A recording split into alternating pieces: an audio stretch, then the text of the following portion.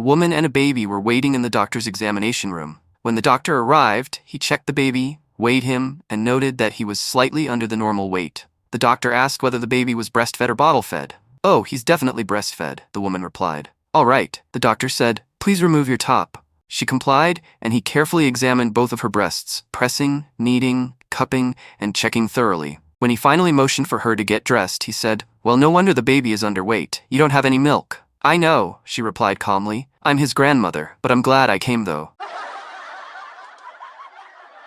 At a busy city bus stop, a striking young woman stood waiting. She wore a tight leather miniskirt, matching boots, and a jacket. When the bus arrived, she tried to step up onto the first step, but her skirt was so tight that she couldn't lift her leg high enough. Embarrassed, she smiled at the driver and reached behind to unzip her skirt slightly, hoping for more room. She tried again. Still no luck. Flustered, she unzipped it a little more and made another attempt. Nothing. With an apologetic, flirtatious smile at the driver, she unzipped the skirt once more and tried again, still unable to get her leg up. Just then, a large Texan standing behind her gently lifted her by the waist and set her on the bus step. Shocked, she spun around and snapped, "How dare you touch me? I don't even know you." The Texan tipped his hat and calmly replied, "Ma'am, under normal circumstances I'd agree with you, but after you unzipped my fly 3 times, I figured we were friends."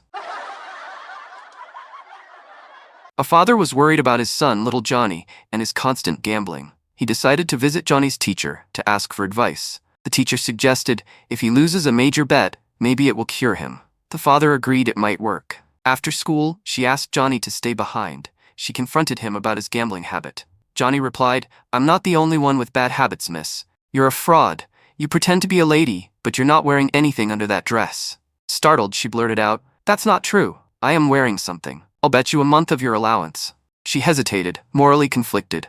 She wanted to help cure his habit, and it would be a costly loss for him. Finally, she lifted her skirt just enough to prove him wrong and win the bet. Later, she called Johnny's father to explain the situation. Frustrated, the father exclaimed, "Great, this morning he bet me $200 that you'd show your panties." In a lively classroom, the teacher asked, "All right, class, who can tell me which kind of milk is the strongest?" Johnny raised his hand with confidence. "That's easy, ma'am. Milk from an 18-year-old girl." The teacher narrowed her eyes. "And why do you think that, Johnny?" Johnny grinned. "Because one sip of that milk and even the weakest part of a man's body suddenly stands strong."